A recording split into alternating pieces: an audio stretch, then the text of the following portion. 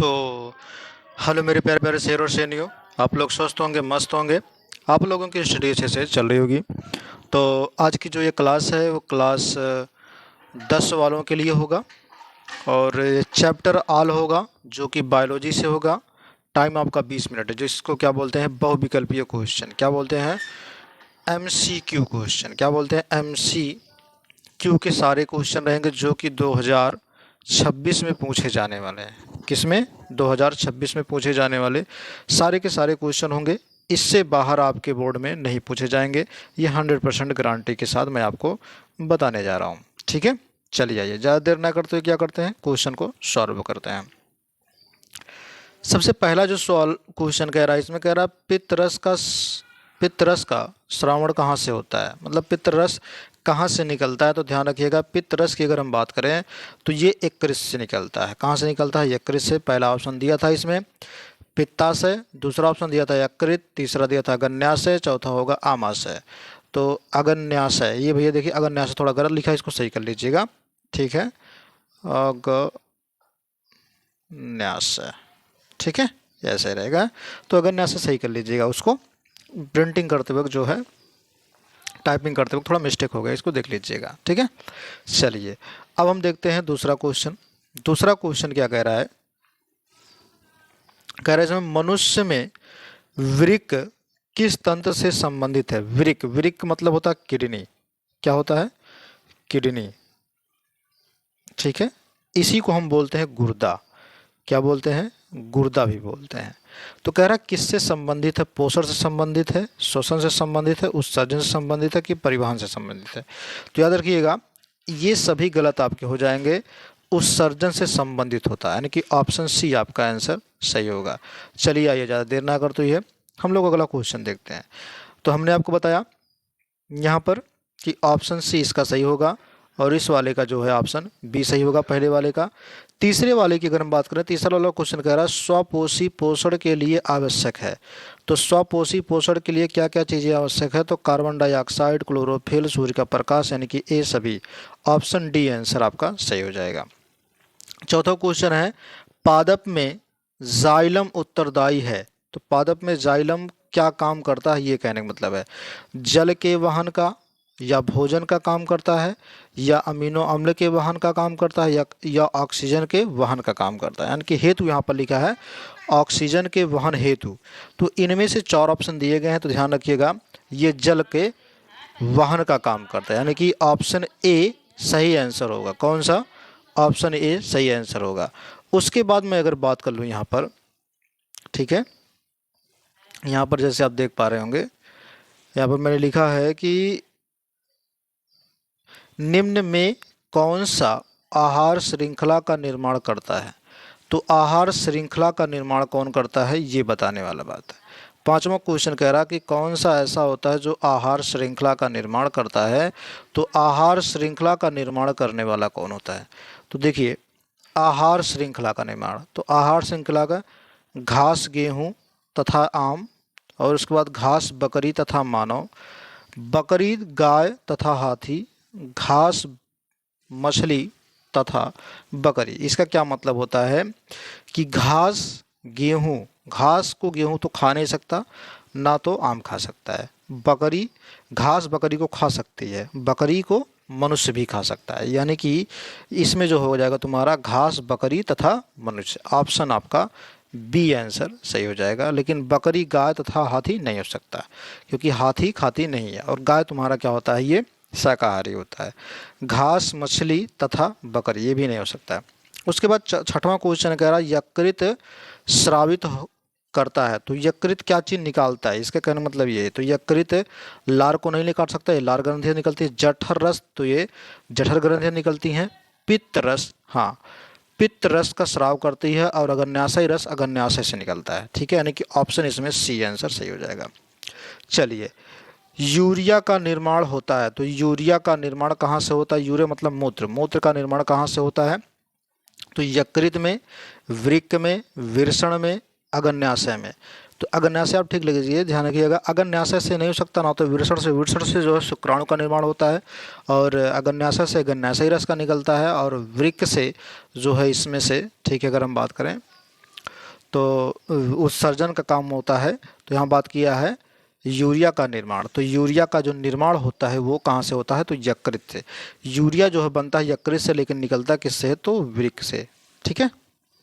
अब उसके बाद क्या है, 8वां क्वेश्चन कह रहा है इसमें पादपों में वायु प्रदूषण कम करने वाली प्रक्रिया है। तो पादपों में वायु प्रदूषण कम करने वाली प्रक्रिया कौन सी? पादप में जो वायु प्रदूषण होता है उसको कम करने के लिए कौन सी प्रक्रिया अपनाई जाती है? श्वसन, प्रकाश संश्लेषण, वाष्पोत्सर्जन, रसारोहण। इन चारों में से कौन सी प्रक्रिया को अपनाई जाती है? तो प्रकाश संश्लेषण प्रक्रिया अपनाई जाती है, यानी कि ऑप्शन बी आंसर सही हो जाएगा। उसके बाद हम बात कर लेते हैं यहाँ पर 9वां क्वेश्चन। किसकी बात करेंगे? 9वां क्वेश्चन। जो 9वां क्वेश्चन क्या कह रहा है इसमें समझिएगा। 9वां क्वेश्चन कह रहा है इसमें फ्लोएम द्वारा भोजन का स्थानांतरण होता है। स्थानांतरण मतलब एक स्थान से दूसरे स्थान पर ले जाना। ठीक है। तो फ्लोएम क्या काम करता है? सुक्रोज के रूप में नहीं, वसा के रूप में ये भी नहीं, प्रोटीन के रूप में ये भी नहीं, गैसों के रूप में ये भी नहीं। तो इनमें से सही कौन है?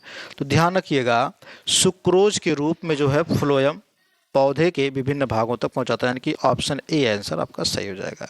उसके बाद 10वां क्वेश्चन कह रहा है इसमें मादा लिंग हार्मोन्स कहलाता है। तो मादा लिंग हार्मोन्स कौन होता है?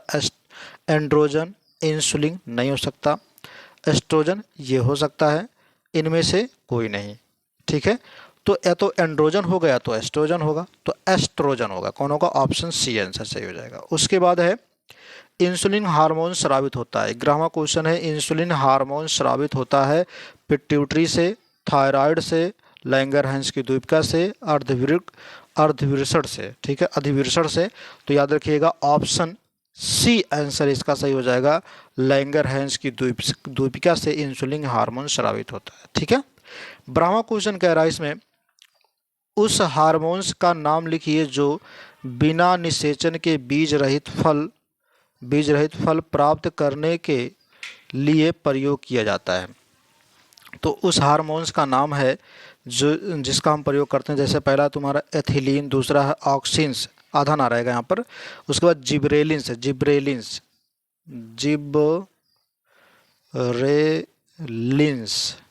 आधा नास है। ठीक है, जिब्रेलिन्स। तो उसके बाद है फ्लोरीजन। अगर हम बात करें इसमें तो ब्राह्मण का आंसर हो जाएगा सी, यानी कि जिसको बोलते हैं जिब्रेलिन्स। क्या बोलते हैं? जिब्रेलिन्स बोलते हैं। ठीक है, जैसे मैंने आपको यहाँ पर लिख करके दिखाया है, जिब्रेलिन्स। ठीक है, ये थोड़ा मिस्टेक हो गया प्रिंट करते वक्त। चलिए आगे देख लेते हैं। अगला क्वेश्चन कह रहा है इसमें 13वां, निषेचन के बाद पुष्प का कौन सा भाग फल में बदलता है? यानी कि फल में बदल जाता है। कौन सा ऐसा भाग होता है जो फल में बदल जाता है निषेचन के बाद? तो पुंकेसर नहीं बदलता, वर्तिकाग्र ये भी नहीं बदलता, अंडाशय ये बदल सकता है, बीजांड ये भी नहीं बदलता। तो ठीक है, तो ऑप्शन आपका सी आंसर सही होगा, यानी कि अंडाशय। ठीक, चलिए 14वां क्वेश्चन देखते हैं। कौन सा क्वेश्चन? 14वां क्वेश्चन।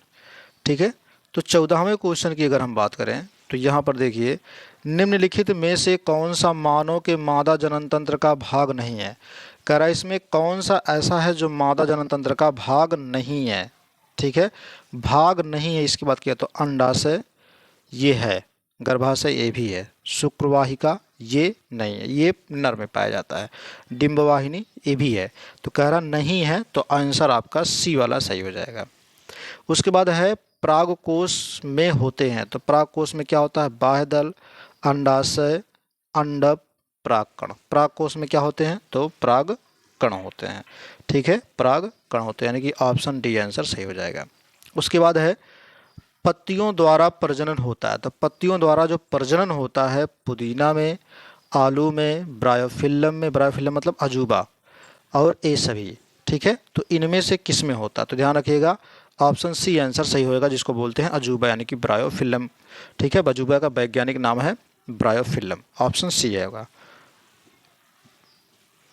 उसके बाद है 17वां क्वेश्चन कह रहा है टी.एच. मॉर्गन आनुवांशिक प्रयोग किस प्रकार किए हैं? तो टी.एच. मॉर्गन जो है एक वैज्ञानिक का नाम है।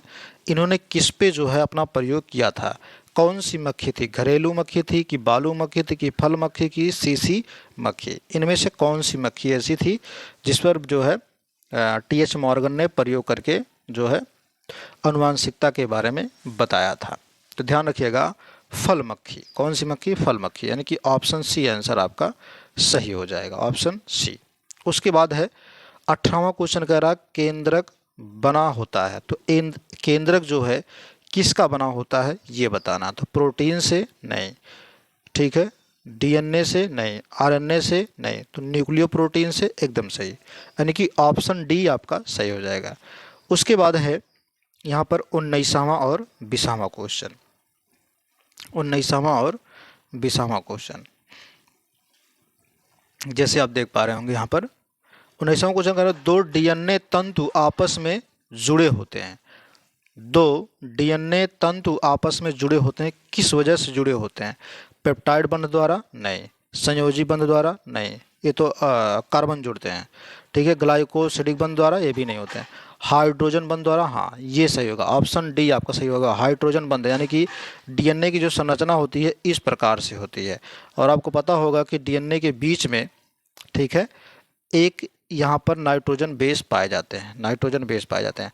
तो ये जुड़े किससे होते हैं? तो जिससे जुड़े होते हैं वो हाइड्रोजन बंध से, यानी कि H2 बॉन्ड द्वारा जुड़े होते हैं। उसके बाद है यहाँ पर 20वां क्वेश्चन, 20वां क्वेश्चन क्या कह रहा है इसमें, निम्नलिखित में से कौन सा जीन प्रारूप शुद्ध गोल बीजों को प्रकट करता है? शुद्ध गोल बीजों को प्रकट करने वाला कौन सा जीन है ये बताना है। तो शुद्ध गोल बीजों को, तो राउंड जिसका होना, यानी कि जो कैपिटल लेटर में दोनों हो, तो यानी कि ऑप्शन डी आंसर सही होगा, ठीक है। बाकी सब क्या होंगे? गलत हो जाएंगे। तो अगर वीडियो अच्छा लगा हो, ठीक है, तो वीडियो को लाइक और शेयर कर दीजिएगा, ठीक है। धन्यवाद।